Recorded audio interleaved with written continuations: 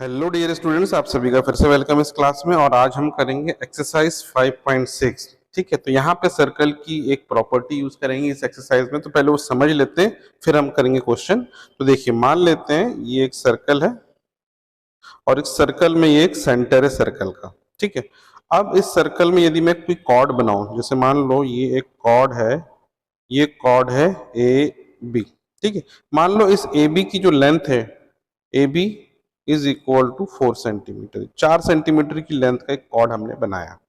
अब यदि इस सेंटर से इसके ऊपर मैं एक परपेंडिकुलर लाइन खींचूं, देखिए परपेंडिकुलर मतलब 90 डिग्री वाली, इससे मैं अलग अलग डायरेक्शन में बहुत सारी लाइन ए बी के ऊपर खींच सकता हूं, लेकिन केवल एक ही लाइन ऐसी होगी जो ए बी के ऊपर परपेंडिकुलर आएगी। सपोज ये लाइन है, ये परपेंडिकुलर है ए बी के ऊपर, तो ये जो एंगल बनेगा ये 90, इधर से भी लेफ्ट से भी राइट से भी 90 बनेगा, क्योंकि लीनियर पेयर में वो 90 हो जाएगा। ठीक है, तो ये हमने परपेंडिकुलर लाइन खींचा। मान लो ये पॉइंट है M.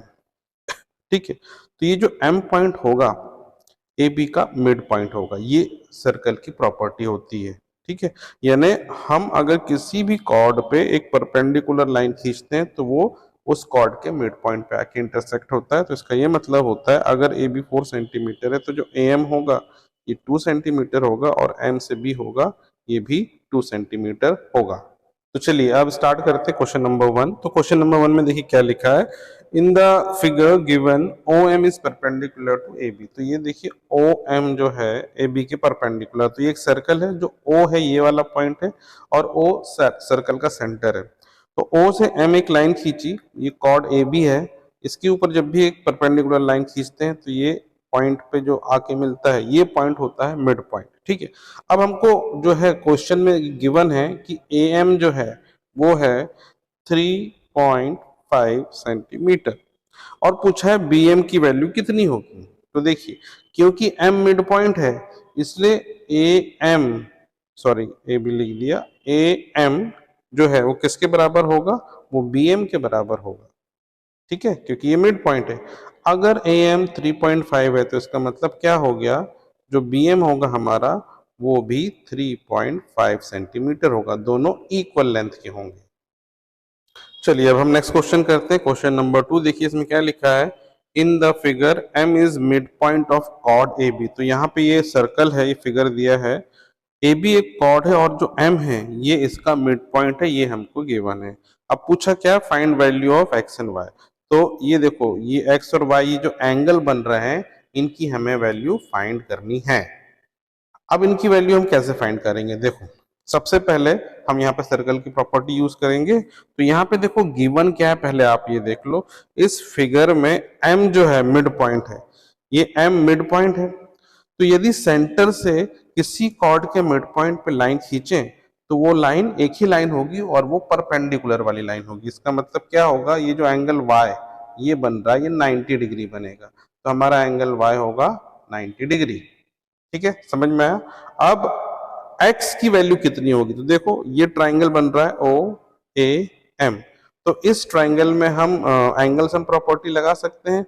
Some of all angle 180 होता है, तो यहाँ पे angle x plus angle y की जगह हम लिख लेंगे 90 डिग्री, और तीसरा एंगल है 40 डिग्री, इन सभी का सम होगा 180 डिग्री के बराबर।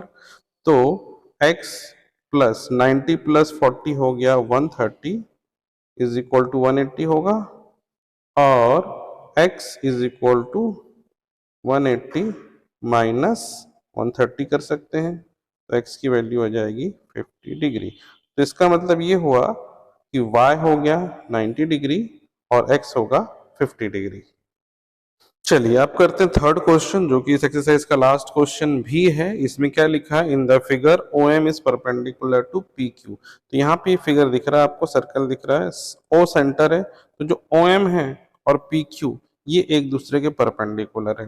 ठीक है, और जो पी क्यू है इसकी वैल्यू दी है 8 सेंटीमीटर, तो हमें पता करना है पी एम और एम क्यू की वैल्यू कितनी होगी। देखो ये ऑब्वियस सी बात है कि ओ एम जो है परपेंडिकुलर है पी क्यू के, तो इसका मतलब एम मिड पॉइंट होगा। अगर एम मिड पॉइंट है तो P M is equal to, ठीक है, तो पी एम और एम क्यू इक्वल हो गए, इसकी वैल्यू हमें नहीं मालूम है, तो चलो x मान लेते हैं। तो क्या होगा, ये जो हमारा PQ है ये PM प्लस MQ के बराबर होगा, PM प्लस MQ के बराबर होगा।